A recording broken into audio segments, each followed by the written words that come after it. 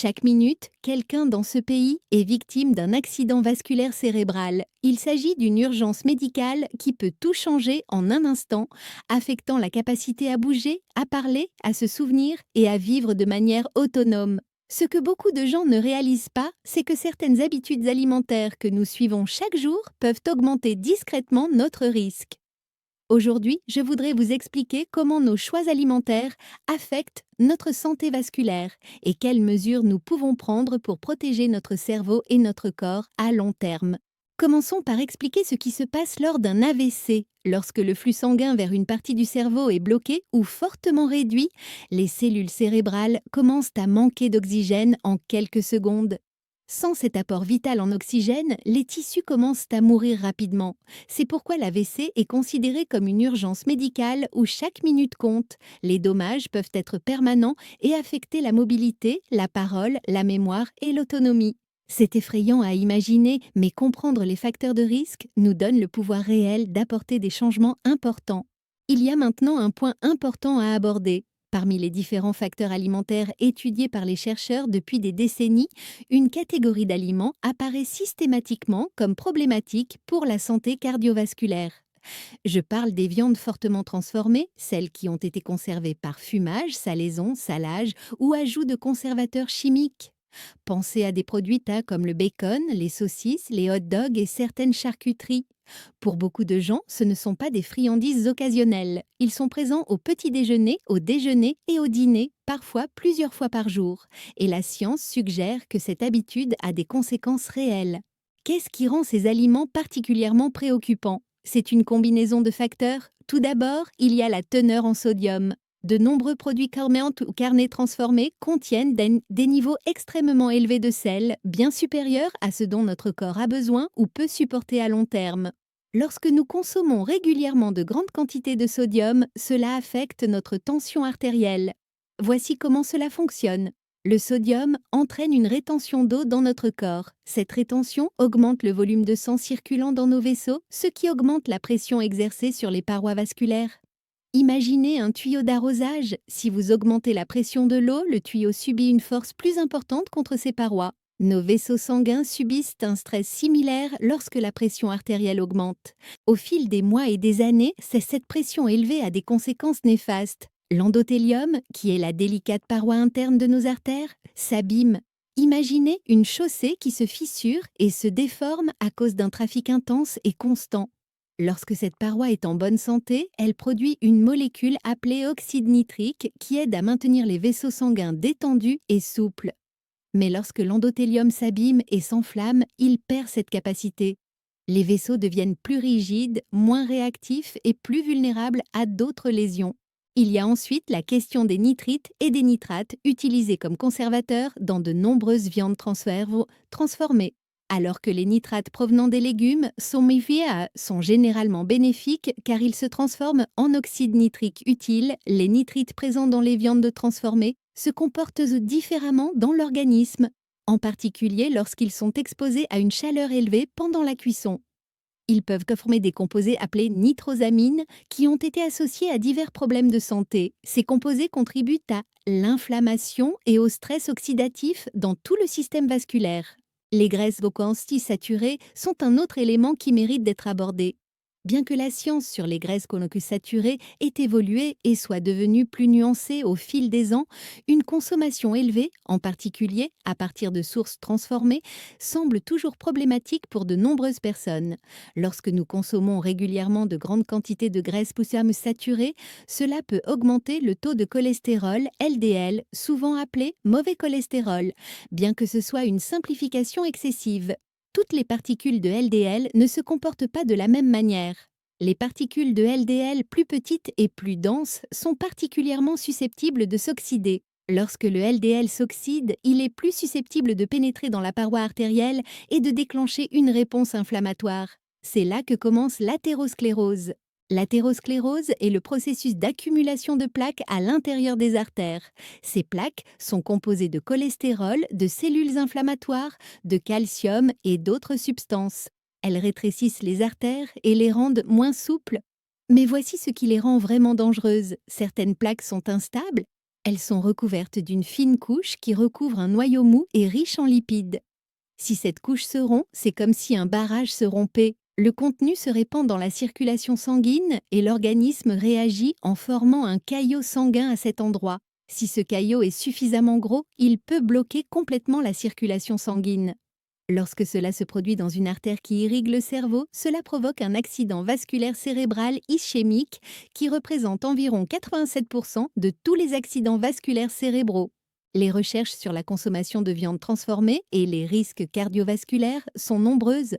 De vastes études démographiques menées sur plusieurs années ont mis en évidence un lien entre la consommation régulière de viande transformée et un risque accru de maladies cardiaques et d'AVC. Une étude européenne bien connue a suivi des centaines de milliers de personnes et a constaté que celles qui consommaient davantage de viande transformée présentaient des taux plus élevés de problèmes cardiovasculaires. Bien qu'il s'agisse d'études observationnelles qui ne peuvent prouver un lien de causalité directe, la cohérence des résultats entre les différentes populations et les différents protocoles de recherche est remarquable. Des organisations telles que l'American Heart Association ont intégré ces données dans leurs recommandations alimentaires, suggérant aux gens de limiter leur consommation de viande transformée.xt. Mais soyons clairs sur un point important. Je ne dis pas que manger du bacon une seule fois provoquera un accident vasculaire cérébral. Le risque est cumulatif. Il s'agit de tendances qui baquinent sur la durée. Il s'agit de ce que nous mangeons jour après jour, année après année. Un seul repas ne détermine pas notre destin, mais nos habitudes alimentaires globales influencent sans aucun doute notre état de santé. Et lorsque les viandes transformées font partie intégrante de nos repas, en particulier lorsqu'elles sont associées à d'autres facteurs de risque, l'effet cumulatif sur notre système vasculaire peut être significatif. Quels sont ces autres facteurs de risque ? Le tabagisme est l'un des principaux, car il augmente considérablement le risque d'AVC en endommageant les vaisseaux sanguins et en favorisant la formation de caillots. La sédentarité a également une importance considérable. Lorsque nous ne faisons pas d'exercice régulièrement, notre système cardiovasculaire ne reçoit pas la stimulation dont il a besoin pour rester en bonne santé. La circulation sanguine ralentit, les vaisseaux deviennent moins réactifs et la santé métabolique en pâtit. Le diabète et la résistance à l'insuline créent un environnement hautement inflammatoire dans l'organisme et endommagent les vaisseaux sanguins au fil du temps. L'hypertension artérielle, quelle qu'en soit la cause, apport alimentaire en sodium, stress, génétique ou autres facteurs, use progressivement les parois artérielles. Lorsque plusieurs facteurs de risque se combinent, ils ne s'additionnent pas, simplement. Ils multiplient leurs effets respectifs. Que pouvons-nous faire face à tout cela ? La bonne nouvelle, c'est que notre corps a une capacité de guérison remarquable lorsque nous lui apportons le soutien adéquat. Même si une personne a eu une alimentation peu équilibrée pendant des années, changer ses habitudes aujourd'hui peut encore apporter des bénéfices significatifs. Nos cellules endothéliales peuvent se régénérer, l'inflammation peut diminuer, la pression artérielle peut se normaliser, les plaques peuvent se stabiliser et même régresser partiellement dans certains cas. Les recherches sur les interventions alimentaires sont vraiment encourageantes. Permettez-moi de vous parler des aliments qui favorisent la santé vasculaire. Les légumes verts à feuilles sont de véritables concentrés nutritionnels. Les épinards, le chou frisé, la roquette, les bêtes à cardes et le chou vert contiennent des nitrates que notre corps transforme en oxyde nitrique, cette molécule essentielle que j'ai mentionnée précédemment et qui aide les vaisseaux sanguins à se détendre et à rester souples. Ces légumes verts sont également riches en potassium qui aide à équilibrer le taux de sodium et favorise une tension artérielle saine. Ils fournissent du folate et d'autres vitamines B qui aident à réguler l'homocystéine, un acide aminé dont des niveaux élevés sont associés à un risque cardiovasculaire accru. Ils regorgent également d'antioxydants qui combattent le stress oxydatif et l'inflammation. Les baies méritent une mention spéciale. Les myrtilles, les fraises, les framboises et les mûres contiennent de puissants composés appelés anthocyanines, qui leur donnent leur couleur intense. Des recherches ont montré que ces composés réduisent le stress oxydatif, améliorent la fonction endothéliale et aident à réguler la pression artérielle. Des études ont montré que les personnes qui consomment régulièrement des baies ont de meilleurs marqueurs de santé cardiovasculaire que celles qui n'en consomment pas. Même 1 ou 2 portions de baies plusieurs fois par semaine peuvent faire la différence. Les acides gras oméga 3 présents dans les poissons, en particulier les poissons gras comme le saumon, le maquereau, les sardines et le hareng, ont des bienfaits bien établis pour la santé du cœur et du cerveau. Ces graisses contribuent à réduire l'inflammation dans tout le corps. Elles peuvent abaisser le taux de triglycérides, réduire la tendance à la coagulation sanguine et aider à stabiliser les plaques athéroscléreuses, les rendant moins susceptibles de se rompre. Pour les personnes qui ne mangent pas de poisson, les sources végétales telles que les graines de lin moulu, les graines de chia et les noix fournissent un type d'oméga 3 appelé ALA que le corps peut partiellement convertir en oméga 3 à chaîne plus longue présente dans le poisson. Les noix et les graines en général sont d'excellents compléments à un régime alimentaire protecteur du cerveau. Les amandes, les noix, les pistaches et les graines de citrouille fournissent des graisses saines, des fibres, des protéines végétales et divers minéraux et antioxydants. Des recherches ont montré qu'une consommation régulière de noix est associée à un meilleur profil cholestérolémique et à une amélioration de la fonction endothéliale. Une petite poignée par jour, environ 30 grammes, semble être la quantité idéale pour obtenir des bienfaits sans apport calorique excessif. Les céréales complètes offrent des avantages par rapport aux céréales raffinées. Les aliments tels que les flocons d'avoine, le riz brun, le quinoa, l'orge et le blé complet contiennent des fibres qui aident à réguler le taux de sucre et de cholestérol dans le sang. Les fibres se lient au cholestérol dans le système digestif et aident à l'éliminer de l'organisme. Les céréales complètes fournissent également des vitamines B, des minéraux et divers composés phytochimiques qui contribuent à la santé générale. Permettez-moi de mentionner quelques aliments spécifiques aux propriétés intéressantes. L'ail est utilisé à des fins médicinales depuis des milliers d'années et des recherches modernes ont montré qu'il peut avoir des effets bénéfiques modérés sur la pression artérielle et aider à prévenir l'agrégation plaquettaire, c'est-à-dire l'agglutination des cellules sanguines qui contribuent à la formation de caillots. Les oignons contiennent des composés similaires. Le curcuma, cette épice jaune utilisée dans le curry, contient de la curcumine qui possède de puissantes propriétés anti-inflammatoires. Bien que la curcumine ne soit pas particulièrement bien absorbée seule, son association avec du poivre noir améliore considérablement son absorption. L'ajout de ces épices au repas est un moyen facile de renforcer le potentiel anti-inflammatoire des aliments. Les haricots et les légumineuses, notamment les lentilles, les pois chiches, les haricots noirs et les haricots rouges, sont des aliments riches en fibres et en protéines qui favorisent la stabilité du taux de sucre dans le sang et fournissent des minéraux tels que le potassium et le magnésium, importants pour la régulation de la pression artérielle. Ils sont également très abordables, ce qui les rend accessibles à la plupart des gens.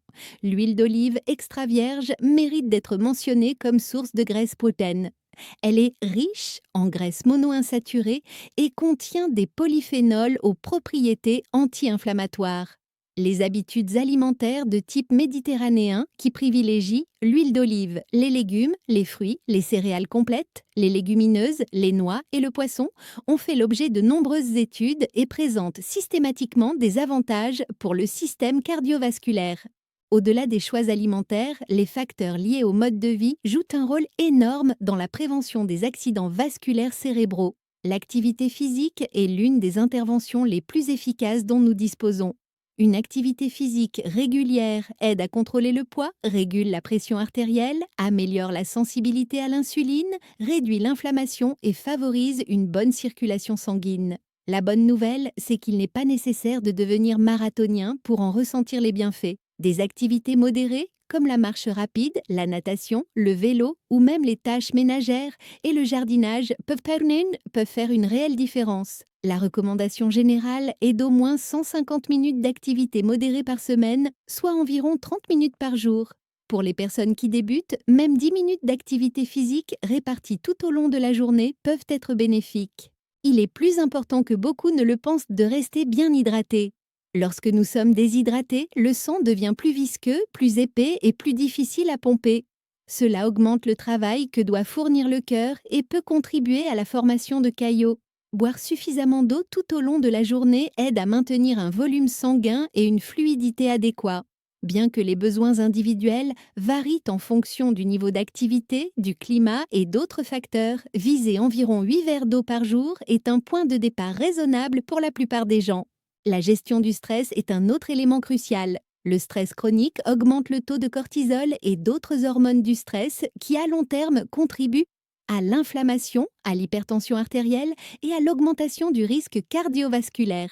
Trouver des moyens sains de gérer le stress, que ce soit par la méditation, le yoga, le contact avec la nature, des activités créatives, les relations sociales ou d'autres activités, ne sert pas seulement à se sentir mieux sur le plan émotionnel. Cela a des avantages physiologiques réels pour notre système cardiovasculaire.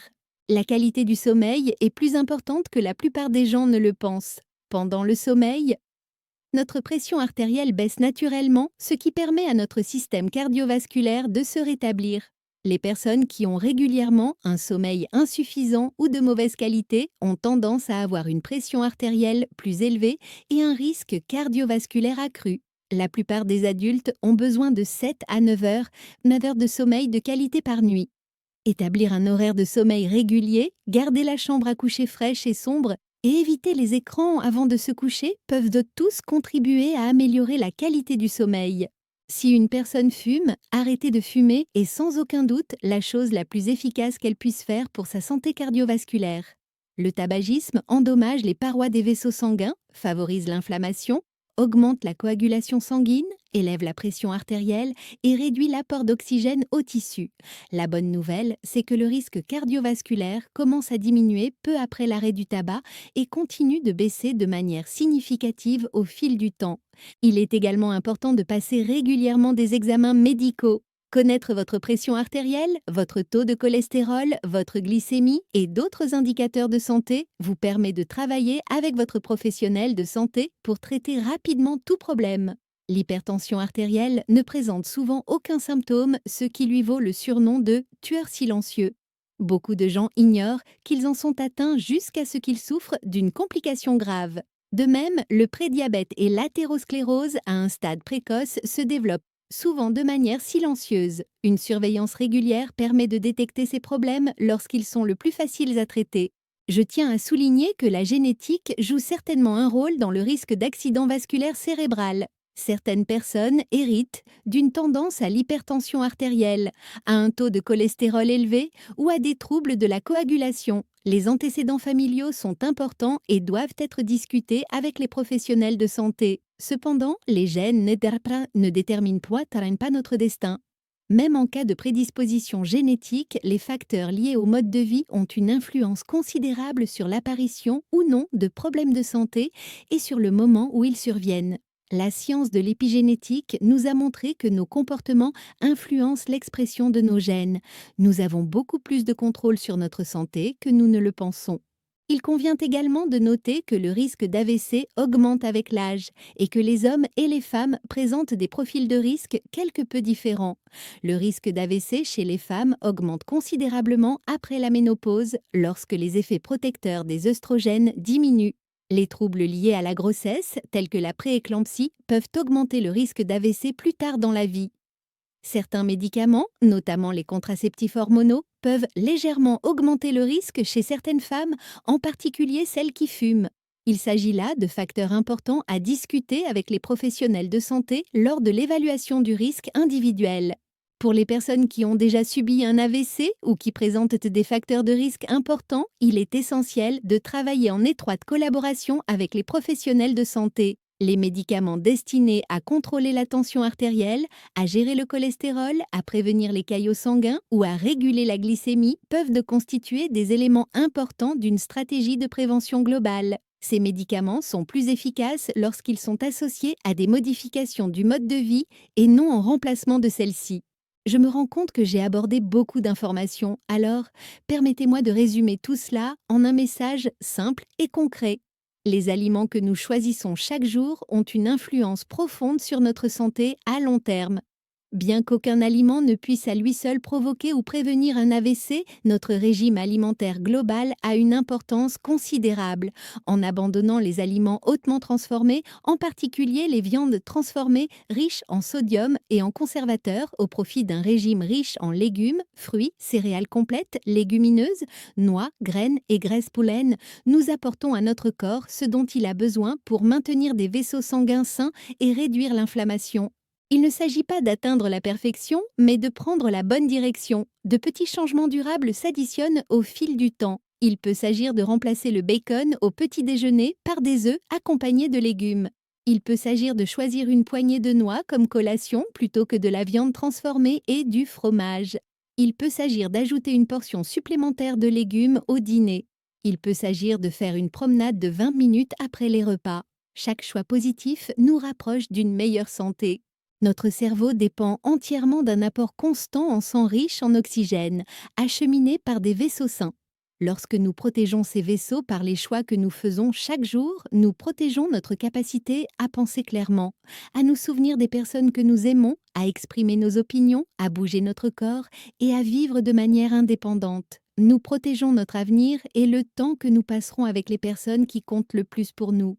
La belle vérité, c'est qu'il n'est jamais trop tard pour commencer à changer. Même les personnes qui consomment des aliments transformés depuis des décennies peuvent tirer profit d'un changement de leurs habitudes alimentaires.